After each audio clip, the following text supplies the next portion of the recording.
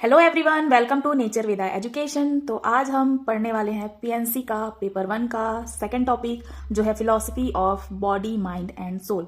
तो सबसे पहले हम ये जान लेते हैं कि बॉडी क्या होती है। तो हम इस वर्ल्ड में एग्जिस्ट करते हैं, इसके लिए क्या जरूरी है? बॉडी का होना बहुत जरूरी है। जिसके पास बॉडी नहीं है, ना हम उसको देख सकते हैं और ना ही हम सुन सकते हैं। तो क्या है? Body is a form of existence in this world. ठीक है, अब बॉडी का पर्पस क्या है? ठीक है, ये जान लेते हैं। शरीर मध्यमा खलु धर्म साधनम। अब ये क्या है? ये श्लोका है। अगर आप श्लोका ऐड करके लिखते हैं तो इसके आपको एक्स्ट्रा मार्क्स मिलते हैं। तो आप ट्राई करना कि श्लोक आप याद करना, और ये बहुत ही अच्छा होगा आप लोग के लिए। तो अब इसका मीनिंग जान लेते हैं।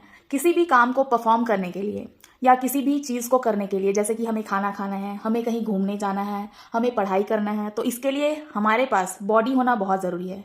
ठीक है, मतलब जिसके पास बॉडी नहीं है वो उसको तो हम देख भी नहीं सकते, ना वो कुछ कर भी नहीं सकते हैं। तो फिजिकल बॉडी होनी बहुत ही ज्यादा जरूरी है। तो इसका पर्पस यही है बॉडी का, कि किसी भी काम को करने के लिए क्या है, बॉडी हर किसी के पास होनी जरूरी है। अब ये देख लेते हैं कि हम बॉडी के थ्रू कौन कौन सी ड्यूटीज परफॉर्म करते हैं। तो इसमें मेन है धर्म, अर्थ, काम एंड मोक्ष। तो धर्म क्या होता है? हम किसी भी रिलीजियन से जैसे कि बिलोंग करते हैं और अपने रिलीजियन को फॉलो करते हैं। जैसे कि हिंदू हैं वो पूजा पाठ करते हैं, भगवत गीता पाठ करते हैं, और जो मुस्लिम होते हैं वो कुरान पढ़ते हैं। ठीक है, तो जो भी कोई इंसान होता है वो किसी भी रिलीजियन को फॉलो करता है और किसी भी रिलीजियन के रूल्स रेगुलेशन को फॉलो करता है। तो वो सब क्या कहलाता है? धर्म कहलाता है। अर्थ मतलब होता है अर्न मनी। अब देख लेते हैं कि काम क्या होता है। अपने किसी भी डिजायर को फुलफिल करना। मान लो कि मुझे क्लास में फर्स्ट आना है, तो उसके लिए मैं मेहनत करूंगी, बहुत ज़्यादा पढ़ाई करूंगी, और उसके बाद में अब हो सकता है कि क्लास में मैं फर्स्ट आ जाऊं। तो अपने डिजायर को फुलफिल करने के लिए जो भी हम कर्म करते हैं, जो भी हम काम करते हैं, उसको ही कहा जाता है काम। ठीक है, अब मोक्ष क्या होता है? मोक्ष का मतलब होता है मुक्ति प्राप्त करना। मतलब कि मुक्ति हम कैसे प्राप्त कर सकते हैं ये हम पढ़ेंगे योगा में। तो मैं आपको ओवरव्यू बता देती हूँ कि मोक्ष का मतलब क्या होता है। जैसे कि कोई भी ह्यूमन बीइंग है, आप लोगों ने बहुत लोगों को देखा होगा जो साधु महात्मा होते हैं, वो सभी चीजों को छोड़ के सिर्फ अपने सुप्रीम सोल को क्या करते हैं? ध्यान लगाते हैं या उनसे प्रार्थना करते हैं, और हमेशा क्या करते हैं? तप करते हैं। आपने देखा होगा कि उनको किसी से कोई मतलब नहीं होता है, ना ही उनको भूख प्यास, किसी से बातचीत करना, रोना, खाना, ये सब की कोई डिजायर नहीं होती है। उनको सिर्फ क्या करना होता है? अपने सुप्रीम सोल को मानना होता है, और वो पूरे सृष्टि से परे हो जाते हैं। ठीक है, तो ये सब क्या क्या होता है? मोक्ष को प्राप्त करने के लिए ही वो क्या करते हैं और सभी से डिटैच्ड हो जाते हैं। तो ये सब करके जो प्राप्त होता है मुक्ति, उसे ही मोक्ष कहा जाता है। अब देख लेते हैं कि बॉडी किन चीजों से बनी होती है। तो फिलॉसफी ऑफ नेचर के ओर में ये बताया गया है कि जो हमारी बॉडी होती है, या फिर किसी भी जीव की जो बॉडी होती है, उनका जो शरीर होता है, वो 5 महाभूतों से मिलकर बना होता है। तो 5 महाभूत क्या क्या होते हैं? अग्नि, वायु, जल, आकाश और पृथ्वी। इन 5 से मिलकर ही किसी भी ऑर्गेनिज्म, किसी भी लिविंग बीइंग की बॉडी बनी होती है। अब देख लेते हैं कि माइंड हम किसे बोलते हैं? माइंड हमारी बॉडी का वो पार्ट होता है जिसमें बहुत सारे थॉट प्रोसेस चलते रहते हैं। हमें कुछ करना है, क्या नहीं करना है, जो भी हमारे थॉट्स चलते रहते हैं, उसे ही कहा जाता है माइंड। और इसे हम साइंस के अकॉर्डिंग देखा जाए तो हम उसे ही ब्रेन कहते हैं, बट इसमें हम क्या कहते हैं? उसी को ही माइंड कहते हैं। ठीक है, तो जो भी बंडल ऑफ थॉट्स होते हैं उन्हें माइंड कहा जाता है, और ये मैनिफेस्टेड हो सकते हैं और अनमैनिफेस्टेड, मतलब कि बहुत सारी चीजें प्रकट होती हैं और बहुत सारी चीजें प्रकट नहीं होती हैं। तो मेनली जो मैनिफेस्टेशन होता है वो क्या होता है?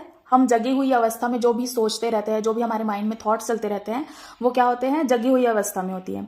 और ये हम क्या कर सकते हैं? एक्सप्रेस कर सकते हैं और कंट्रोल कर सकते हैं इसको। और जब हम सो रहे होते हैं, जब हम डीप स्लीप में होते हैं, उस टाइम पे जो भी हमारे माइंड में थॉट्स चलते रहते हैं, वो सब क्या होता है? वो हम प्रकट नहीं कर सकते हैं, क्योंकि डीप स्लीप में हम सो रहे होते हैं और वो चीजें अपने से ही चल रही होती हैं हमारे माइंड में। ठीक है, अब देख लेते हैं कि महर्षि वशिष्ठ के अकॉर्डिंग माइंड क्या होता है।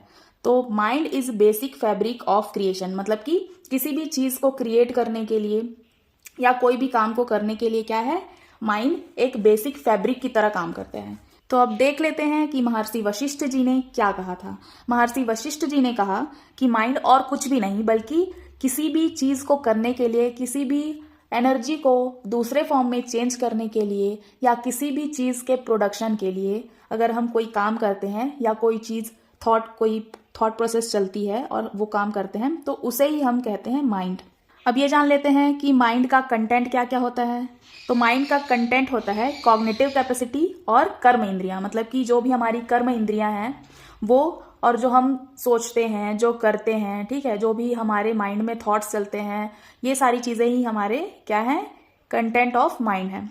अब हम ये देख लेते हैं कि हमारी जो माइंड है उसका लोकेशन कहाँ पे होता है। ठीक है, तो जो हमारा माइंड है वो क्या है, ना कि सिर्फ ब्रेन में बल्कि हार्ट में भी लोकेट करता है। ठीक है, माइंड क्या है, माइंड बाउंडेज एंड फ्रीडम जो होता है उसका सोर्स है, मतलब हमें क्या चीज़ें करनी है, क्या चीज़ें नहीं करनी है, और क्या चीज़ करने के लिए हम फ्री हैं और किस चीज़ को हमें बिल्कुल भी नहीं करना है। तो ये सब सोचने के लिए क्या है, माइंड ही हमारे पास एक सोर्स होता है जो ये सारी चीज़ें डिसाइड करता है। माइंड के कौन कौन से गुण होते हैं, गुड इट मीन्स क्वालिटीज। ठीक है, तो अकॉर्डिंग टू नेचुरोपैथी हमारे पास 3 गुणांश होते हैं। ठीक है, सात्विक, राजसिक एंड तामसिक।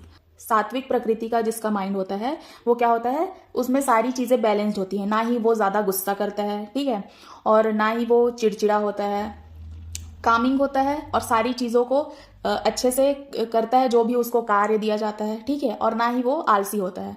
ठीक है, तो सात्विक प्रवृत्ति का जो भी पर्सन होगा, जिसमें सात्विक टाइप का जो भी सात्विक प्रवृत्ति का इंसान होगा, उसमें सारी चीजें बैलेंस्ड होंगी, ना कम ना ज्यादा। ठीक है, अब दूसरे देख लेते हैं। जो सेकंड टाइप का हमारा गुण होता है वो है राजसिक। तो जो भी राजसिक प्रवृत्ति का इंसान होगा उसमें क्या होगा, वो बहुत ज्यादा पावरफुल होगा, बहुत ज्यादा एग्रेशन होगा उसमें, मतलब कि वो गुस्सा करता होगा और बहुत ज्यादा ही पावरफुल होगा, मतलब कोई भी चीज को करने के लिए बहुत ज्यादा उसके पास पावर होंगी और वो बहुत ज्यादा एक्टिव भी होगा। तो अब थर्ड देख लेते हैं। थर्ड क्या है, तामसिक प्रवृत्ति। अब जो तामसिक प्रवृत्ति का इंसान होगा, ठीक है, वो क्या होगा, लेजी होगा, इनएक्टिव होगा, मतलब कि किसी भी काम को करने के लिए मतलब उसको टालता रहेगा कि कल करेंगे, परसों करेंगे। ठीक है, मतलब कोई भी काम को करने के लिए उसमें वो इच्छा नहीं होगी कि चलो अभी कर लेते हैं। ठीक है, तो वो थोड़ा लेजी होगा। अब देख लेते हैं कि माइंड का नेचर कैसा होता है। तो माइंड का नेचर कैसा होता है, हीटिंग या फिर फायर। जैसे कि बोलते हैं ना कि अग्नि जो होती है वो जलती रहती है, जलती रहती है, तो वैसे ही माइंड क्या होगा, बहुत सारे उसमें थॉट्स चलते रहेंगे, चलते रहेंगे, चलते रहेंगे, कभी कुछ और कभी कुछ और। तो ये जो होता है माइंड, वो हीटिंग नेचर का होता है। ठीक है, और वो अनस्टेबल होता है। क्यों अनस्टेबल होता है, क्योंकि उसमें हर पल, अगर अभी हम कुछ और सोच रहे हैं तो अगले ही पल में हमारे जो माइंड है उसमें अलग थॉट्स चलते रहेंगी। तो इसी को ही बोला गया है कि माइंड क्या होता है, अनस्टेबल होता है। अब देख लेते हैं कि माइंड का फंक्शंस क्या होता है, क्या क्या फंक्शन करता है जो हमारा माइंड होता है। ये क्या करता है, जो भी इंस्ट्रक्शंस होते हैं, जो भी थॉट्स होते हैं, वो पहले उसको रिसीव करेगा इंस्ट्रक्शंस को, और उसके बाद क्या करेगा, सेंसेस को इंस्ट्रक्शन प्रोवाइड करेगा कि हमें ये काम करना है। अब देख लेते हैं कि सोल क्या होता है। सोल एक बेसिक एसेंस है, मतलब कि बहुत ही जरूरी, जैसे बोलते हैं ना कि कोई भी चीज हमारे लिए बहुत जरूरी है, इसके बिना हम नहीं रह सकते। तो वैसे ही किसी भी बॉडी को लाइव या जिंदा रहने के लिए उसमें सोल रहना जरूरी है। अब जिसके बॉडी में, जैसे कि किसी की डेथ हो जाती है, तो अगर उसका सोल उसकी बॉडी में नहीं है, मतलब कि वो इंसान मर चुका है। ठीक है, तो सोल क्या है, बेसिक एसेंस है लाइफ के लिए।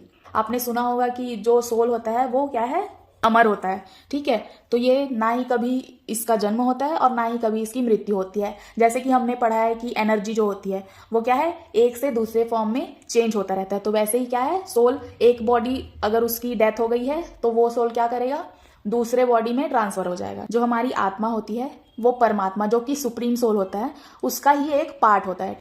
अब ये जान लेते हैं कि लाइफ क्या होता है। ठीक है, तो लाइफ क्या है, बॉडी, माइंड और सोल जहां पे एक साथ प्रेजेंट हैं उसे ही हम लाइफ कहते हैं। जैसे कि मैं हूं, ठीक है, अब मेरे अंदर माइंड भी है, सोल भी है, और मेरे पास किसी भी काम को करने के लिए बॉडी भी, फिजिकल बॉडी भी प्रेजेंट है। ठीक है, तो इसका मतलब क्या है, मेरे अंदर लाइफ है। अगर हमारे पास माइंड नहीं है कि क्या सोचना है, क्या करना है, तो भी हम इसे लाइफ नहीं मानेंगे। ठीक है, और जिसके बॉडी में सोल नहीं है तो वो तो फिर बॉडी रहते हुए भी क्या है, मृत है, मतलब कि मरा हुआ है।